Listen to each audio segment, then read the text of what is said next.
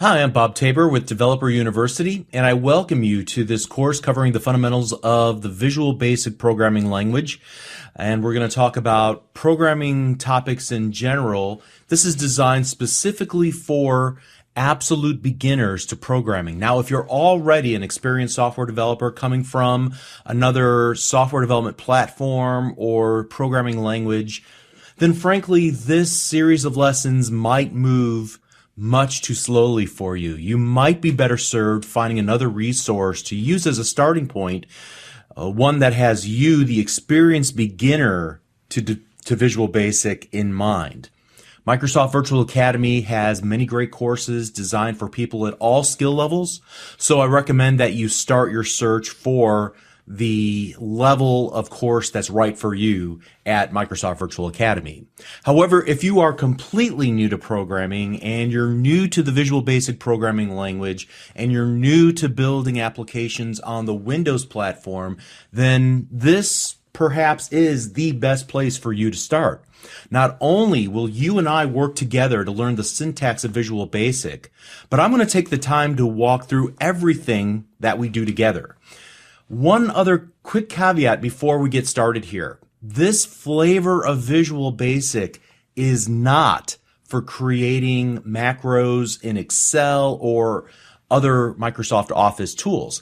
That's actually an entirely different tool called Visual Basic for Applications, or VBA.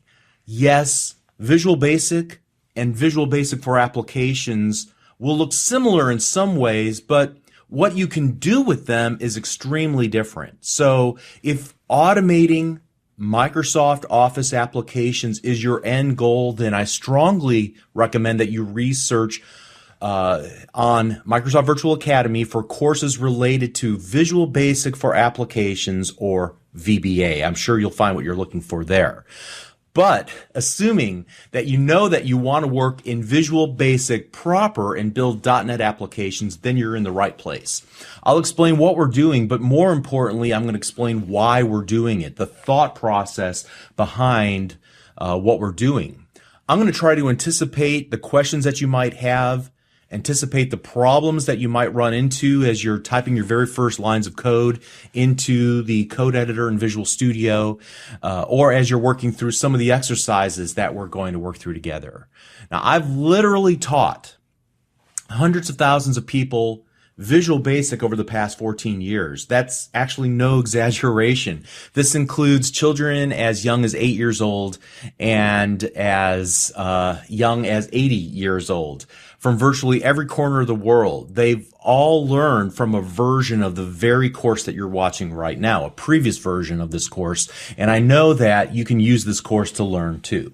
In fact, this is the 6th iteration of this course that I'm teaching, dating all the way back to 2005. And over the years, I've incorporated the feedback from thousands of students, feedback and suggestions on how to improve the course, and I've incorporated those in the effort of putting forth the very best course that I possibly could to help you get started and get your feet wet in Visual Basic. So I only make one real assumption as we begin this course, and that's that you already have some version and edition of Visual Studio installed on your local computer and that you're ready to write your very first lines of code. So if you don't already have Visual Studio installed, then please, by all means, visit visualstudio.com, where you're going to learn about many of the free and commercial versions of Visual Studio that are available and what the differences are. Now, personally, in this course, and what I use when I'm not recording videos, is the Visual Studio 2015 Community Edition. It's one of the free versions that you'll find on visualstudio.com. You can see it in this particular version of their website right here with this green button. You can get started downloading Community 2015. But I want to emphasize that you can use any edition and any version of Visual Basic with the lessons that I'm going to teach. There might be tiny user interface differences between what you see on my screen and what you see on your screen. However, I think you're going to find that as you work through the videos, there's really no difference difference in the language itself. I'm not going to be focusing on any of the specific features of Visual Studio, so hopefully that won't prevent you from following along no matter what. Now, there will be other courses on Microsoft Virtual Academy that will demonstrate the power of Visual Studio proper, all the features that Visual Studio has to offer, how you can improve your workflow with Visual Studio, videos that explain the differences between the various versions and editions, but I'm not going to focus on that in this course. I'm going to focus specifically on the basics of the Visual Basic programming language itself. And what I want to demonstrate will be true no matter which version or edition of Visual Basic that you choose to use. And that's great news, because as long as there's a Visual Basic, these lessons should still be valid and useful no matter what. Now, to get the best or the most out of this or any course that you'll find online, you should become what I call an active learner. That takes several different forms. First of all, you should attempt to follow along as closely as possible and do what I'm doing in the video inside your own copy of Visual Studio. I call this getting your hands dirty in the code, actually writing the code that I'm writing on screen. You're writing it, I'm writing it, we're working together to actually work through these lessons. There's no better way to learn to code than to actually write the code yourself, not just watch the video on screen. It's like suggesting that somebody learn how to play guitar, but only by watching videos, not by actually holding a guitar in their own hands and strumming the chords. And if I were to say, well, here, I'm going to teach you guitar, but don't touch the guitar, you'd say, well, that's virtually impossible. The same is true with code to some extent. You want to build muscle memory by typing in the code on your own. Typing in the code yourself will give you insights that merely watching the video will not give you. So do this. Pause the video, rewind the video, rewatch portions of the videos if you need to. I'm going to make the code available that I type in. You'll be able to download it from wherever you're currently streaming this video on Microsoft Virtual Academy. And you should only use that to compare the code that I wrote versus the code that you wrote, not to just open the code up and run it and see what I wrote. Write it yourself. That's important. You should be typing everything in your own copy of Visual Studio running on your own local desktop or laptop. Also, don't feel compelled to rush through this course. If something doesn't make sense, again, pause the video, rewind the video, rewatch those portions that don't make sense at first, because after rewatching them and seeing the nuances or understanding, hearing me more completely might help unlock things in your mind. Sometimes a second or third viewing, focusing specifically on what's going around the screen, in all the corners of the screen, and on the words that I'm actually saying can help a lot. So being an active learner also means that you're taking control of the learning process. So if I say something or do something that really doesn't make sense, then by all means, find a second or a third resource online that can help you out. Maybe it's an article out on msdn.microsoft.com, or maybe it's other videos on Channel 9 or Microsoft Virtual Academy.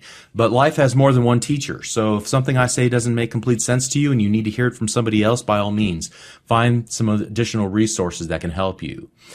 Make sure you search out those resources that resonate well for you personally. Now, if you're interested in a more comprehensive version of this course, except for the C# programming language, well, that's something that I can help you out with on my own website, devu.com, at www.devu.com. I have a course that spans 30 hours that has coding challenges, 30 hours of video instruction, also quizzes and cheat sheets and a lot more. So please visit me at devu.com. You're also going to find many other interesting training courses on my website that I've created specifically to help you become a professional software developer someday. So if that's what your goal is, then maybe I can help. And then furthermore, over time, as we go through this course and as I begin to field some questions about it online, I might add some additional study resources and additional free content available for you here on this website. So make sure that you visit frequently. And like I said earlier, if you're new to programming, this is a resource that can help help you out. I'm really excited for you if you are just getting started. Learning to write applications is one of my life's passions. It's extremely gratifying to breathe life into your imagination and to watch your creations actually come to life and watch other people actually then using your applications. And Visual Basic holds a special place in my heart. I learned the basic programming language when I was 12 years old. That's like 34 years ago, okay? And I did it on my very first computer, a Commodore 64.